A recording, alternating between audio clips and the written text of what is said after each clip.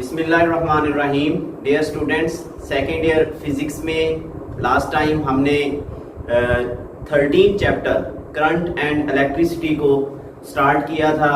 उसकी basic definitions में हमने करंट को डिफाइन किया है, हमने एम्पियर को डिफाइन किया है और हमने देखा था कि डिफरेंट मटेरियल्स में चार्ज कैरियर कौन से होते हैं। हमने देखा कि मेटल्स में चार्ज कैरियर इलेक्ट्रॉन्स हैं, गैसेस में इलेक्ट्रॉन्स और आयंस हैं, इसी तरह सेमीकंडक्टर्स में इलेक्ट्रॉन्स और होल्स जो है ना वो चार्ज कैरियर होते हैं। इसी तरह आपको इलेक्ट्रोलिसिस का प्रोसेस बताया था, इलेक्ट्रोलाइट्स में कौन से जो है ना कैरियर्स होते हैं।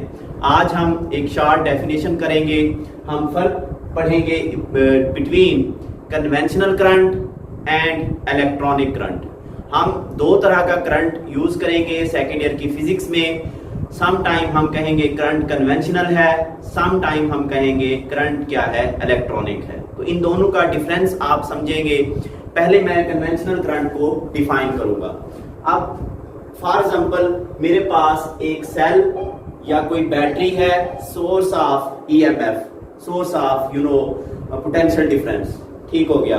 हम जो है इस बैटरी को एक किसी भी कंडक्टर के जरिए ये मिला देते हैं। ये देखिए, इसके हाई पोटेंशियल यानी पॉजिटिव पोटेंशियल और नेगेटिव पोटेंशियल को एक कंडक्टर किसी भी सिल्वर या कॉपर की वायर के जरिए हम जो है ना ज्वाइन कर देते हैं। अब जो कन्वेंशनल करंट है, it will flow from a point of high potential toward a point of low potential, यानी पॉजिटिव से नेगेटिव की तरफ ये फ्लो करेगा। तो हम डिफाइन करेंगे a current which flows from a point of high potential to point of low potential, the current which flows from point of high potential, point of high potential to a point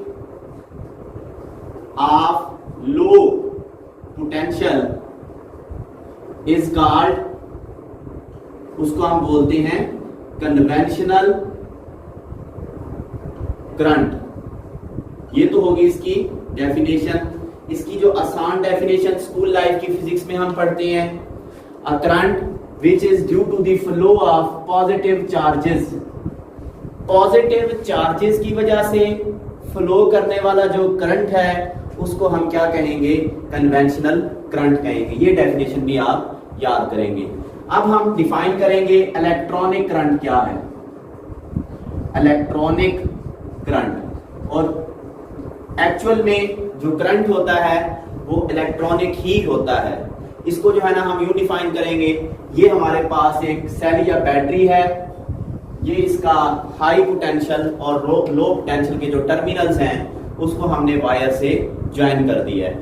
अब जी अगर current low potential से high potential की तरफ flow करे, या एक ऐसा current जो नेगेटिव चार्ज यानी इलेक्ट्रॉन्स की वजह से फ्लो करे, उस करंट को क्या कहेंगे, इलेक्ट्रॉनिक करंट। जहर है इलेक्ट्रॉनिक इलेक्ट्रॉन से। तो डिफाइन करेंगे a current which flow, a current which flow from point of low potential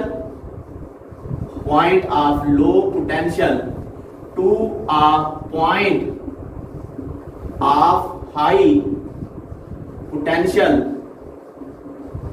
is called electronic current। तो स्टूडेंट्स, या इसकी जो आसान डेफिनेशन होगी, a current which is due to the flow of electrons. आखिर ये दो करंट्स पैरेलल क्यों चल रहे हैं, हम ये भी डिस्कस कर रहे हैं और वो भी डिस्कस कर रहे हैं। इसकी एक छोटी सी हिस्ट्री है, वो मैं आपसे शेयर करता चलूं।